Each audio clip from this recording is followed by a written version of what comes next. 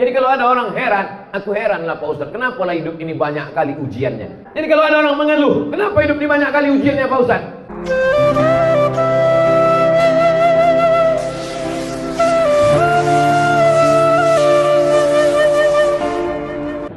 Istighfar itulah maaf. Ya, tak ada lain kecuali istighfar. Man lazimal istighfar. Siapa yang memperbanyak istighfar? Astaghfirullahaladzim, astaghfirullahaladzim, astaghfirullahaladzim, astaghfirullahaladzim alladzi la ilaha illa huwal hayyul qayyum wa atubu ilaih. Siapa yang memperbanyak istighfar, ja'alallahu lakum min kulli dhiqin makhraja. Kesempitan hidupnya dikasih Allah kelapangan. Hidup ini ada orang hidup yang tak pernah sempit hidupnya. Sempit semua hidup orang. Dulu orang berpikir nanti kalau udah selesai kuliah ini tak sempit, makin sempit tak dapat kerja. Nanti kalau udah dapat kerja ini makin sempit, belum menikah. Nanti kalau udah nikah ini mungkin lapang, makin sempit, tak dapat tunjangan. Nanti kalau sudah punya anak ini mungkin makin lapang, makin sempit. Orang merasa hidupnya sempit. Maka untuk menyelesaikan masalah ini, kata Nabi SAW, banyak-banyak beristighfar. Wa ja'alakum min kulli dhiqin makhraja. Setiap kesulitan hidupnya dikasih Allah Subhanahu wa taala makhraja, solusi. Hidup ini tempat masalah, dunia ini tempat ujian. Jadi kalau ada orang heran, aku heran lah Pak Ustadz, kenapa lah hidup ini banyak kali ujiannya? Kau salah masuk tempat. Dunia ini tempat ujian. Jadi kalau ada orang mengeluh, kenapa hidup ini banyak kali ujiannya Pak Ustadz? Karena di sini tempat ujian. Kalau gitu aku masuk liang lahat aja lah Pak Ustadz. Memang tempat ujian lagi. Liang lahat itu tempat pertanyaan, man rabbuka, man imamuka, ma kita buka. Dunia adalah tempat ujian, alam barzakh adalah tempat pertanyaan, akhirat adalah tempat titian siratal mustaqim. Maka puncak yang kita inginkan, tempat ketenangan adalah surga jannatul firdaus insyaallah. Amin. Idza sa'altumullaha fas'alul firdaus. Kalau kalian minta surga, mintalah surga jannatul firdaus. Surga yang paling tinggi jannatul firdaus. Insyaallah yang di atas ini semua dapat surga jannatul firdaus. Mereka di atas ini tak apalah agaknya prestasinya. Bisa pula dia lebih tinggi dari kepala kita, bayangkan. Bapak Ibu yang dimuliakan Allah Subhanahu wa taala, tidak ada larangan masjid lantai 1, lantai 2, lantai 3. Seandainya masjid itu tidak boleh lantai 1, lantai 2, lantai 3, tak akan ada Masjidil Haram sampai 4 lantai ke atas, tak akan ada Masjid Istiqlal tinggi menjulang ke atas. Artinya mereka bukan tidak hormat, tidak sopan, tidak santun. Memang masjid ini sekarang ke atas, karena kalau ke samping mahal pembebasan tanah-tanah. Tapi masjid ini memang ke atas, ke depan perlu lantai atas. Lantai paling tinggi di atas tempat convention hall, lantai keduanya tempat orang pelatihan, pertemuan di atas, pelatihan. Supaya apa? Setiap tempat itu efektif. Jangan pernah berpikir cukup masjid sampai sekian. Tidak, ke depan masjid mesti lebih ramai. Kenapa? Karena orang berkumpul di masjid. Manusia di kota paling besar, kota paling hebat kota, tapi jiwa orang kering kerontang. Maka untuk membangun jiwa manusia itu, untuk menyuburkan imannya, untuk memperkuat keyakinannya, maka solusinya adalah masjid. Di kantor dia stres, ditekan atasan. Sampai di jalan sedang suntuk-suntuk, salah tengok rambu, kena tilang pula. Udah jelas-jelas di situ. Ada razia, tapi tak nampaknya. Prit, kena. Di kantor ditekan atasan, di jalan pula kena razia, balik rumah pula anak menangis tak berhenti-berhenti. Di manalah dia mendapatkan ketenangan? Maka ketika terdengar suara azan maghrib, Allahu Akbar, Allahu Akbar, datang dia ke masjid. Habis kena air wudhu, bersih kepalanya, tenang pikirannya, masuk dia ke masjid. Beban berat hidupnya diadukannya kepada Allah. Allahu Akbar. Tak ada yang lebih besar daripada Allah. Besar masalahmu di kantor, mengadu kepada Allah yang maha besar. Besar masalahmu di rumah, ada Allah yang maha besar. Allahu Akbar. 2 kali dia katakan Allahu Akbar. Habis itu apa kata dia? Allahu Akbar kabira, walhamdulillahi katsira. Aku kemarin dipuji-puji orang, sekarang orang tak memuji lagi. Kemarin disanjung-sanjung orang, sekarang orang tak menyanjung lagi. Dulu kalau sambutan ketua masjid, sambutan kepala sekolah, disebut namanya. Sekarang sudah ada sebut-sebut lagi. Orang yang gila pujian, ketika tak dipuji stres. Nama penyakitnya post power syndrome. Dulu kalau datang ke masjid disambut orang dengan tala'al badru alaina. Begitu sudah tak ada jabatan, ditengok orang pun tidak. Ngerasa tak dihormati. Maka Allah mengatakan, jangan kau tersinggung. Allahu Akbar kabira, walhamdulillahi katsira. Yang layak dipuji-puji itu cuma Allah. Walhamdulillahi katsira. Dulu diagungkan orang, dulu disanjung orang, dulu dimuliakan orang. Wa subhanallahi bukratan wa asila. Makanya ketika itu dibaca, bergetar pintu-pintu langit, bergoncang malaikat di atas. Siapa yang mengatakan itu? Nabi Muhammad SAW. Ketika sahabat sedang sholat bersama Nabi, Allahu Akbar, ada sahabat di belakang membaca Allahu Akbar kabira, walhamdulillahi katsira, wa subhanallahi bukratan wa asila. Nabi tak pernah mengajarkan doa itu. Nabi mengajarkan Allahumma ba'id baini wa baina khataayaya kama ba'adta bainal masyriqi wal maghrib. Ya Allah, jauhkanlah antara aku dan dosa-dosaku sebagaimana jauhnya antara timur dan barat. Tiba-tiba selesai salat, Nabi bertanya, "Manil qail?" Siapa yang membaca doa tadi? Tak pernah doa itu kuajarkan, tak pernah doa itu kubacakan. Tiba-tiba ku dengar ada tadi makmum yang membaca Allahu Akbar kabira, walhamdulillahi katsira, wa subhanallahi bukratan wa asila. Siapa yang membaca? Sahabat pun angkat tangan. Aku ya Rasulullah. Gentleman, mengaku, tidak diam-diam, tidak hanya bersuara lalu menghilang. Aku yang membaca itu ya Rasulullah. Kata Nabi, Futihat Abu Sama, terbuka pintu-pintu langit karena doa yang kau baca. Hadis ini diriwayatkan oleh sahabat Nabi Abdullah bin Umar bin Khattab. Anak Umar bin Khattab, sejak mendengar doa itu, aku tak pernah meninggalkannya walau sekalipun. Allahu Akbar kabira, walhamdulillahi katsira, wa subhanallahi bukratan wa asila. Saya yakin 90% jamaah masjid ini bacaan iftitahnya Allahu Akbar kabira. Betul? Kita bacanya dari kecil, saking kan hafalnya sudah, tak ingat kita entah kapan kita bacanya. Lajunya kalah Valentino Rossi. Allahu Akbar kabira, selesai. Salat adalah perenungan, salat adalah khusyuk, salat adalah kesadaran bahwa kita sadar kita sedang berhadapan dengan Dia, bukan berhadapan dengan tiang, bukan berhadapan dengan dinding. Salat adalah kita berhadapan dengan Dia. Siapa Dia? Wajjahtu Dia, kuhadapkan wajahku. Aku bukan menghadap gubernur, aku bukan menghadap presiden, aku bukan menghadap menteri. Aku menghadapkan kepada Dia yang menghidupkan gubernur, yang menciptakan presiden, yang mematikan pejabat-pejabat. Yuhyi wa yumit wa huwa ala kulli syai'in. Wajjahtu wajhiya lilladzi fatara as-samawati wal arda hanifan musliman wa ma ana minal musyrikin. Inna salati wa nusuki wa mahyaya wa mamati lillahi rabbil alamin. Kalau sudah kita serahkan semua urusan kita ke Pak Kades, insya Allah selamatlah KTP kita. Amin. Kalau sudah kita uruskan semuanya ke Pak RT, ke Pak RW, ke Pak Wali, insya Allah selamat. Kalau orang begitu yakin urusannya diurus dari mulai RT, RW, Kades, Kadus, Wali Kota, Gubernur, kenapa dia ragu kalau urusannya diserahnya kepada Allah Subhanahu wa Ta'ala? Orang yang bingung dengan urusan dia, padahal sudah diuruskannya kepada Allah. Orang yang bingung dengan urusan dunia, padahal sudah diserahkannya kepada Allah. Sama seperti orang naik pesawat, dipeluknya kopernya. Naik dia ke pesawat, dipeluknya kopernya kuat-kuat. Datang pramugari tanya, "Pak, kopernya di atas aja." "Enggak, aku takut jatuh." "Apa pula kau takut kopernya jatuh? Kau aja pun belum tentu selamat sampai tujuan." Tapi kalau sudah kau ikatkan safety belt, sudah kau ikatkan, apa namanya kalau kita naik pesawat tuh? Nah, ikat pinggang. Seat belt. Kalau udah kita ikatkan seat belt, maka insya Allah selamatlah kita. Tercabut atap pesawat itu. Tapi orang yang duduk di kursi pesawat tak lepas. Kenapa? Karena seat belt. Seat duduk, belt ikat pinggang. Seat belt duduk dengan pinggang terikat. Tercabut atap pesawat, maka semua penumpang yang ada di situ selamat. Yang hilang siapa? Pramugari. Kenapa? Karena pramugari tak pakai seat belt. Begitulah pengorbanan dia.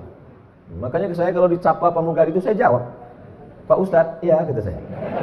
Karena dia udah berkorban untuk kita. Bapak Ibu yang dimuliakan Allah, ada ibu-ibu di sini. Masya Allah, tabarakallah. Ibu-ibu sebetulnya tidak sholat ke masjid, tapi karena ada pengajian, karena amanah, perempuan sholatnya di rumah, di dalam kamar, di dalam tempat yang sempit. Sekarang ada orang melarang, jangan sholat ke masjid, perempuan jangan ke masjid, tapi ke mall boleh. Padahal di masjid dia tertutup, padahal di masjid dia dekat dengan Allah. Maka maksud hadis perempuan sholat di tempat yang sempit, di kamar yang tertutup, di dalam rumah, maksudnya kalau terjadi fitnah. Di Palestina tak boleh sholat perempuan di masjid. Nanti ditangkap oleh tentara Israel, diperkosa. Ketika terjadi konflik yang ada di Bosnia, ketika di Rohingya, ketika di Suriah, di Irak terjadi konflik antar kelompok masyarakat, ditangkap oleh ISIS, na'udzubillah, maka perempuan. Tapi di Batam, ibu-ibu di masjid nih, kalau pulang ada tentara Israel di luar. Tak ada, aman, damai, tenang, dengan tetap menjaga protokol kesehatan, cuci tangan, jaga jarak, pakai masker. Ustadz ceramah pakai masker, ustadz aja tak pakai masker. Nih pakai masker, walaupun di dagu. Tak ada nanti orang mengejek-ejek, "Apa itu Al-Somad, ceramah tak pakai masker?" Ini tak nampak pakai masker. Jamaah ini insya Allah tak ada mengejek-ejek saya. Tapi kalau di-upload ini nanti haters banyak. Bahasa Inggrisnya haters, bahasa Arabnya syaitan. Yang jempolnya begini tuh. Apapun isi ceramah, ini lihat. Orang memang dibayar untuk ngasih ini. Tapi biar dimuliakan Allah Subhanahu wa taala. Tapi kita tak peduli pada itu semua karena amal kita adalah lillah. Lelahku lillah. Tak ada lelahnya kalau karena Allah. Tapi kalau karena manusia, capek kita beribadah nih kalau karena manusia. Ustaz kita imam, hafal Quran, dibacanya ayat sampai 1 halaman. Mantap sudah. Apa kata manusia? Panjang kali ayatnya. Dibaca pula pendek. Yasin. Allahu Akbar. Apa kata makmum? Kok bisa dia jadi imam ya? Hidup nih kalau kita ikut cakap manusia capek kita. Betul? Yakin kata Allah, benar kata Rasulullah, benar kata ulama, jalankan. Kalau saya ikut komen orang, oh capek. Ustaz kalau ceramah jangan kuat-kuat lah. Bergetar hatiku ketika melihat wajahmu. Nah habis itu Ustaz pun slow-slow. Jamaah sekalian, marilah kita mendekatkan kepada Allah. Ustaz kok slow kali macam bencong. Yakini bahwa itu benar, tidak melanggar aturan pemerintah, mengikuti sunnah Rasulullah. Sir ala barakatillah. Begitu kata guru-guru kami dulu. Sir ala barakatillah. Sir artinya berjalanlah ala barakatillah. Insya Allah hidupmu akan diberkahi oleh Allah Subhanahu wa ta'ala. Khairul umur, sebaik-baik manusia, sehebat-hebat manusia. Kata doa Nabi, Allahumma barik li ummati fi bukuriha. Berikan berkah pada umatku ini di waktu pagi. Bukur, pagi. Bukratan, pagi. Bukratan wa asila, pagi dan petang. Wa subhanallahi bukratan wa asila, pagi dan petang. Bukrah artinya pagi, bukrah besok pagi, bukur pagi, bukur pada waktu pagi. Berkahi umatku ini pada waktu paginya. Siapa nama anak kau? Bukratan wa asila. Kenapa begitu? Yang satu lahir pagi, satu lahir petang. Ya Allah, berkahi umatku ini pada waktu paginya. Artinya apa? Siapa yang bangunnya paling pagi, itulah hidupnya paling berkah. Sekarang di dunia internasional, di Asia Tenggara ini, Asia Tenggara, Thailand, Singapura, Malaysia, Brunei Darussalam, Indonesia, Filipina, setelah diteliti, ternyata yang paling cepat bangun paginya itulah yang di seberang Batam, Singapura. Mau Islam, mau tak Islam, asalkan dijalankannya sunnah Nabi Muhammad SAW, siapa yang paling awal bangun paginya, maka dialah yang paling maju. Singapura itu maju karena mengikuti sunnah Rasulullah SAW, paling awal bangun pagi. Belum lagi azan subuh, udah bangun orang Singapura. Orang kita disatukannya duha sama subuh. Saya jadi dewan juri musabaqah tilawatil Quran, tinggal di hotel di samping pantai. Sholatlah kami ke Masjid Agung. Nama daerah tak usah sebutkan, menjaga kode etik jurnalistik. Sholat subuh dari hotel ke masjid, kiri kanan kedai kopi buka. Hebat, cepat betul kedai kopi ini buka. Belum azan masjid kedai kopi dah buka. Langsung tengok isi kedai kopi, ayah cincai lah. Yang minum kopi orang kita, yang pernah kedai kopi, ketika dia kaya duitnya banyak marah. Kenapa ini? Padahal dia lebih awal bangun. Prinsipnya jangan sampai rezeki dipatok ayam. Orang kita udah dipatok ayam, terkam kucing, diambil tikus, habis. Apa pun tak ada apa lagi. Padahal yang punya hadis siapa? Nabi Muhammad SAW. Manusia ini ciptaan Allah. Dunia ini punya Allah. Kalau mau maju ikuti aturan, apa pula aturan setan? Dunia punya Allah, manusia ciptaan Allah. Mau hidup diikuti aturan setan, maka kita ini adalah hamba Allah. Apa kitabnya? Al-Quran. Siapa contoh teladannya? Muhammad SAW. Siapa teknisinya? Kalau kita punya TV, kalau kita punya mesin, kalau kita punya barang, kita beli ke pabrik, ada juklaknya, ada katalognya. Apa katalog hidup ini? Quran.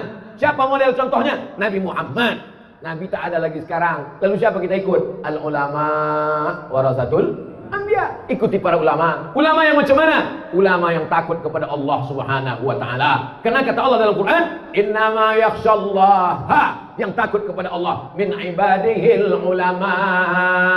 Ulama lah yang takut kepada Allah Subhanahu wa ta'ala. Walaupun dia ahli fisika, walaupun dia ahli biologi, walaupun dia ahli matematika, kalau dalam hatinya takut kepada Allah, maka sesungguhnya dia ulama. Ulama artinya berilmu. Anak-anak kita mesti berilmu, tapi dengan ilmunya itu dia takut kepada Allah. Bukan dengan ilmunya itu dia buat pesawat canggih, tapi justru melupakan Allah. Dengan ilmunya itu dia buat TV mantap, tapi isinya melalaikan kepada Allah.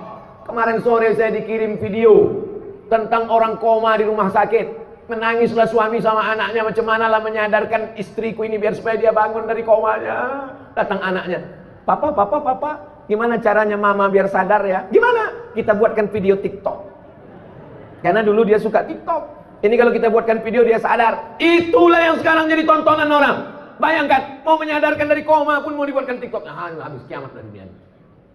Lama saya menengok ini. Mau saya hempaskan handphone tuh. Ingat saya banyak WA di dalam, tak jadi. Bagaimana cara menyelamatkan ini?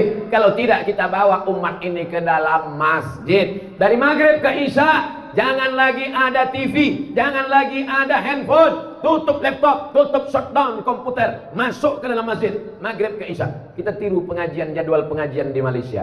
Saya kalau ke Malaysia dulu sebelum Covid, setahun 2 kali. Itu pengajiannya di Malaysia tuh ngaji tak lama-lama, pendek aja. Dari maghrib ke isya 45 menit. Habis itu sholat isya. Selesai sholat isya, yang mau pulang silakan pulang, yang mau bertahan di masjid soal jawab. Ditulis di depan mereka pakai meja, mejanya tinggi, lalu ada tulisan bawah. Anda bertanya, Ustadz menjawab. Number, WhatsApp number. Tulis semua. Jadi langsung dia tanya. Tak banyak-banyak, pengajian pendek aja ngaji. Yang lama makannya banyak. Setiap masjid ada dapurnya. Dapur umum. Jadi masjid tidak membeli nasi. Jadi masjid tidak membeli nasi dari orang yang memasak nasi tak ke masjid. Masjid dimasak oleh orang masjid. Nasi dimasak oleh orang masjid. Ketika memasak dia berwudu, ketika memasak dia bersolawat, ketika memasak kencingnya berbasuh, sehingga orang yang memakan itu ada rahmat dan barokahnya. Masjid ini ada dapurnya. Buatkan dapurnya. Sehingga kita, oh kalau begitu apalah guna nanti catering Pak Ustadz? Bagus. Kalau membeli catering kepada jamaah, sehingga duitnya itu berputar di antara jamaah. Kalau duit dia banyak, dia akan bersedekah. Kalau duit dia banyak, dia akan belikan karpet masjid. Belikanlah uang kita kepada jamaah yang kira-kira kalau duit jamaah itu banyak akan balik juga ke masjid. Setuju? Itulah yang membuat orang marah kepada Abdul Somad ini. Abdul Somad cerita tentang duit, Abdul Somad cerita tentang politik, karena memang di mana-mana ceramah saya itu isinya 3. Perbaiki pendidikan, pengajian di masjid berkualitas. Perbaiki ekonomi, belanja kepada jamaah supaya duitnya berputar antara jamaah. Tahu ada jamaah yang punya penyewaan mobil, sewa mobil dia. Tahu antara jamaah ada yang punya laundry, pakai laundry dia. Tahu di antara jamaah ada yang jual buah, beli buah